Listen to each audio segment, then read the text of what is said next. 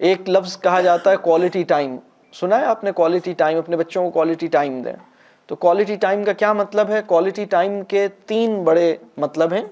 आप बच्चों को देखिए, ये जो सारी मैंने अब तक, मैं ज़रा समअप करूं, मैंने पहले ये कहा कि 21st सेंचुरी ने कुछ हमें अपॉर्चुनिटीज़ भी दी हैं और 21st सेंचुरी ने कुछ हमारे लिए चैलेंजेस भी पैदा किए हैं।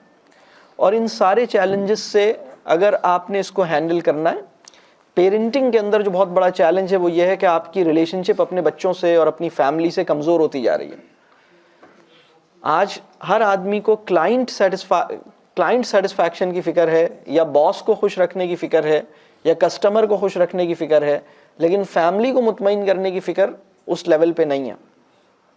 फैमिली जिस भी हाल में जाए लेकिन क्लाइंट खुश रहे, ये सारा कह लीजिए प्रॉब्लम है।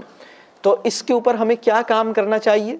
इसके ऊपर हमें बच्चों के साथ हम क्या कर सकते हैं, या अपनी स्पाउस के साथ या फैमिली के साथ क्या कर सकते हैं कि हम क्वालिटी टाइम दें।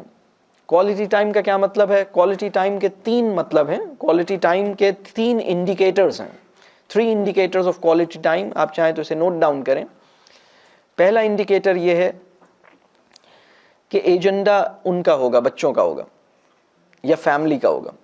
अगर फ़र्ज़ कीजिए कि मैं आपसे इस सेशन के बाद मिलना चाहूँ और आपसे कुछ इन्फॉर्मेशन लेना चाहूँ, आपसे कुछ क्वेश्चंस करूँ और आपसे कुछ इन्फॉर्मेशन हासिल करूँ, तो किसने किसको टाइम दिया?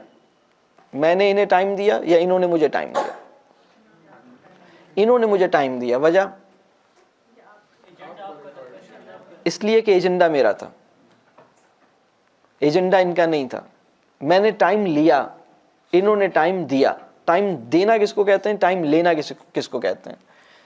अपनी फैमिली में अपने स्पाउस को जब हम कहते हैं मैं फैमिली को बहुत टाइम देता हूँ, या मैं बीवी को टाइम देता हूँ, या मैं बच्चों को टाइम देता हूँ, तो उसका मतलब ये होता है, उसका पहला इंडिकेटर, क्वालिटी टाइम का पहला इंडिकेटर ये है कि एजेंडा उनका होगा,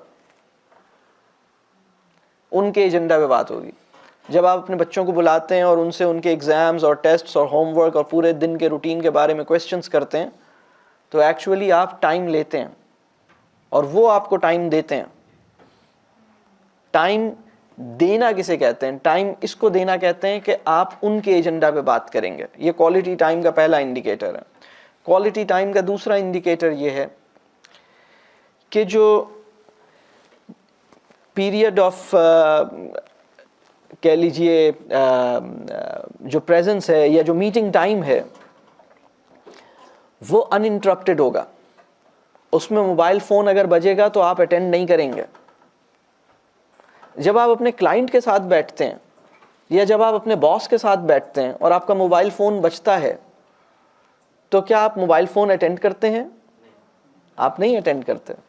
लेकिन जब आप अपने बच्चे के साथ बैठते हैं या अपनी बीवी के साथ बैठते हैं और मोबाइल फ़ोन बजता है, तो आप उसको एक्सक्यूज़ मी भी नहीं कहते, आप मोबाइल फ़ोन अटेंड करते हैं।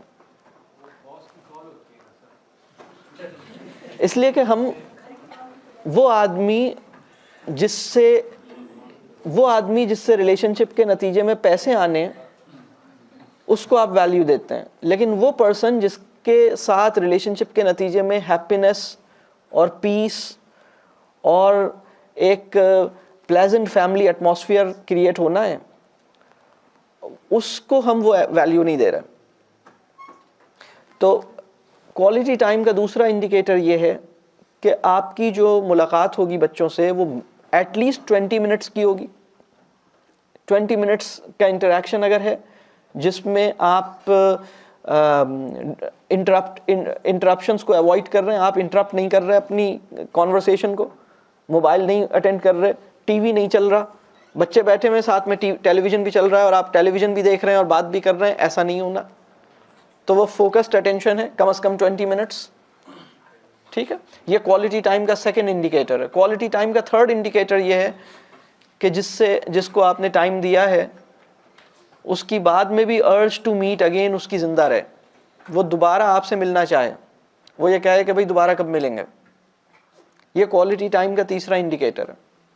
तो हम अपने बच्चों को और अपनी फैमिली को क्वालिटी टाइम दें, इसके नतीजे में हमारा रिलेशनशिप उनसे बेहतर होगा, उसके नतीजे में कुछ आसानी होगी पेरेंटिंग के अंदर। अदरवाइज बच्चों का जो रिलेशनशिप गैजेट्स के साथ है, कोई कंपैरिजन नहीं है कि उनका वो रिलेशनशिप अपने पेरेंट्स के साथ हो, कोई इस वक्त कंपैरिजन नहीं है। अगर बच्चे का गैजेट गुम हो जाए तो वो बेचैन रहता है, लेकिन अगर उसकी 2 दिन अपने अब्बा से मुलाकात ना हो तो वो ज़्यादा सुकून में होता है, कहता है अच्छा नहीं हुई। इस वक्त ये सिचुएशन हुई हुई है।